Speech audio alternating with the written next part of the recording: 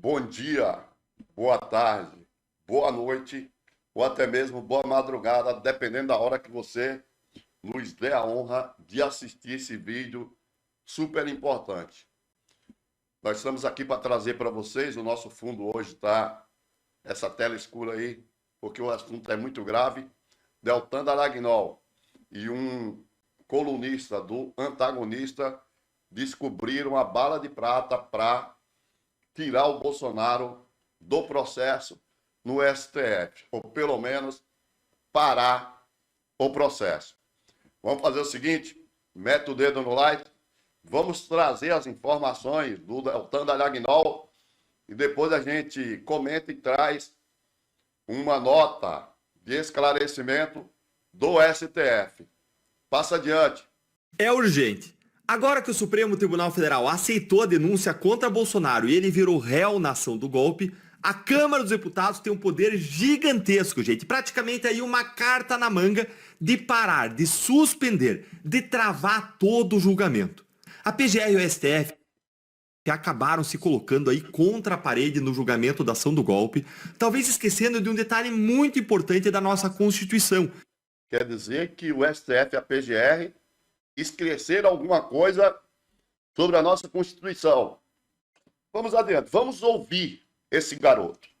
Que eles, como especialistas, deveriam ter se atentado e que poderia, para algumas pessoas, virar completamente o jogo em favor do Bolsonaro e dos outros 6 réus. E esse detalhe é o seguinte: a Câmara dos Deputados tem o poder de suspender esse julgamento agora mesmo. E sim, gente, isso não é ilegal, não é inconstitucional, não engorda, não é uma violação à separação dos poderes, não é nada disso que o STF gostaria. Cheio de malandragem, não engorda. Vocês estão vendo aí, né? Descobrir a roda. Vamos lá, vamos continuar. Que fosse, não, é 100% constitucional. E eu vou te mostrar isso agora. Então lê aqui comigo essa matéria do Cláudio Dantas.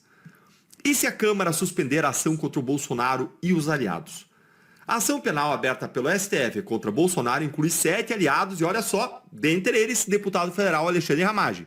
O artigo 53 da Constituição diz o seguinte: recebida a denúncia contra senador ou deputado por crime ocorrido após a diplomação, o STF vai dar ciência à casa respectiva, ou seja, nesse caso para a Câmara dos Deputados, que por iniciativa de partido político nela representado e pelo voto da maioria dos seus membros, poderá, até a decisão final do processo, sustar o andamento da ação penal, sustar o andamento do processo.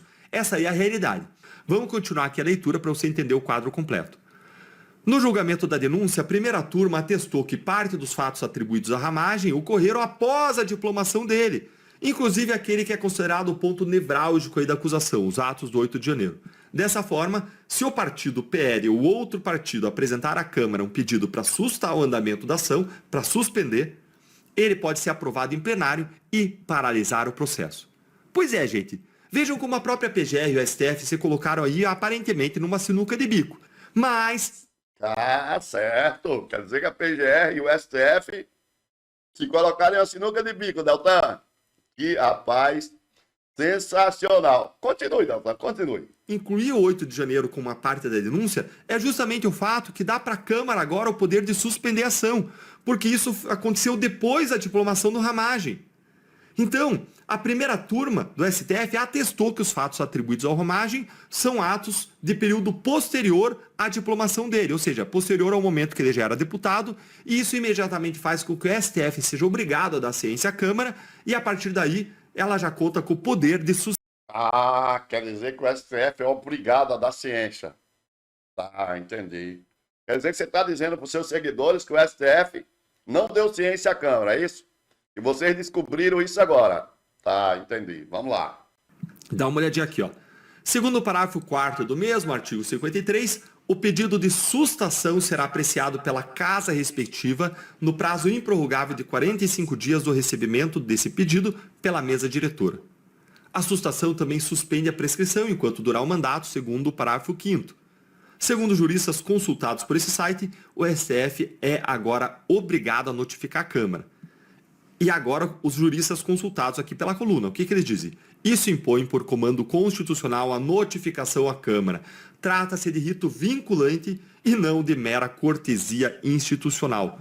diz um advogado, sob anonimato. Olha só como está todo mundo com medo do STF. Até para opinar, uma coisa que desfavorece aí a vontade do STF de correr com tudo, o advogado fica com medo e pede anonimato.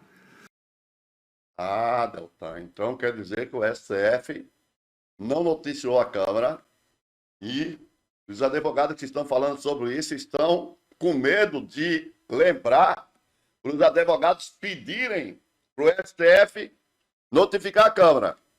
Você realmente respeita seus seguidores. Esse cara ganha muito dinheiro. Enquanto a gente aqui se ferra para ter 5 mil visualizações, ele com esse vídeo dele aqui, mentindo, enrolando os próprios seguidores, ele já tem mais de 200 mil. Vamos ouvir mais um pouquinho do Deltan aqui. Vamos lá. Então, essa prerrogativa de suspender que a Câmara tem não é um privilégio pessoal, é um escudo institucional. O objetivo disso é garantir que o parlamento não seja paralisado por processos penais movidos em contextos de tensão política, como é o contexto atual. Agora vamos fazer o seguinte. Eu resolvi trazer um trechinho do voto do ministro Alexandre de Moraes contra o Ramagem, que está enrascado. Vamos ver e a gente volta comentando. Aí você aproveita para rir junto comigo, tá bom?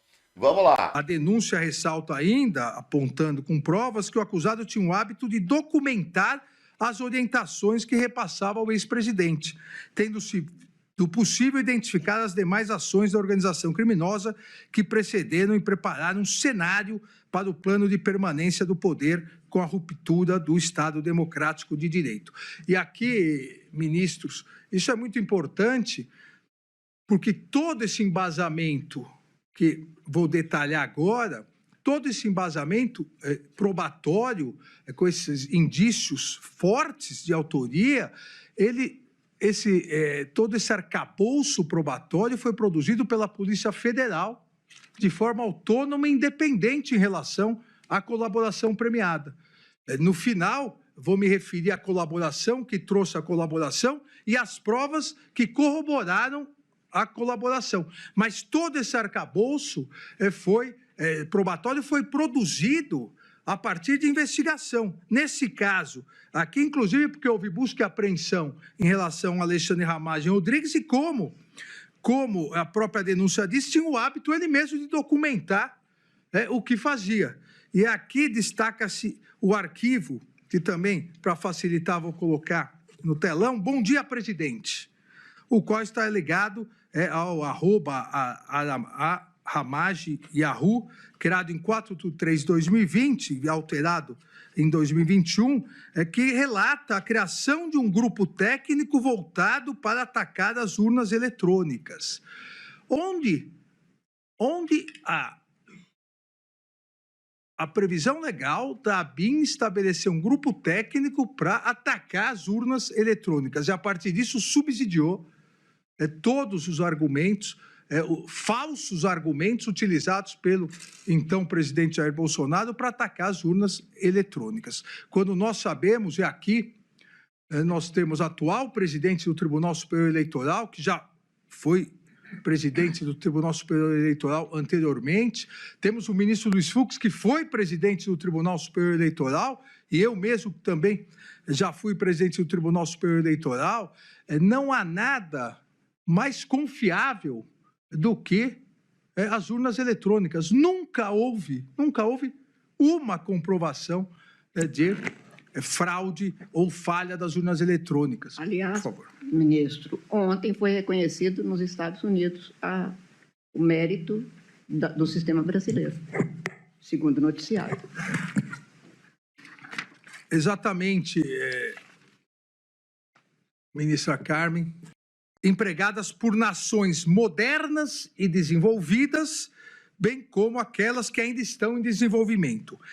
A Índia e o Brasil, por exemplo, estão vinculando a identificação do eleitor a um banco de dados biométrico, enquanto os Estados Unidos dependem em grande parte da autodeclaração de cidadania. Então, o Brasil citado expressamente como modelo de sucesso pelo presidente norte-americano Donald Trump. E a justa causa para a instalação da ação penal, eu voto no sentido do recebimento da denúncia oferecida pela Procuradoria-Geral da República em face de Alexandre Rodrigues Ramagem, Almir Garnier Santos, Anderson Gustavo Torres, Augusto Heleno Ribeiro Pereira, Jair Messias Bolsonaro, Mauro César Barbosa Cid, Paulo Sérgio Nogueira de Oliveira, Walter Souza Braga Neto, nos termos da denúncia da Procuradoria-Geral. Ainda que saliento só, presidente, que considerando que o réu Alexandre Rodrigues Ramagem exerce hoje o cargo de deputado federal e parte dos crimes a ele imputado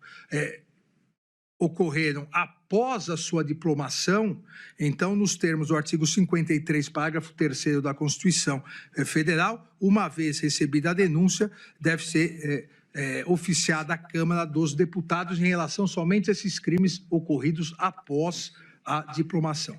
Obrigado e peço realmente desculpas aos colegas pelo voto longo. Vocês acabaram de ouvir aí o ministro Alexandre de Moraes determinando que a Câmara dos Deputados fosse informada.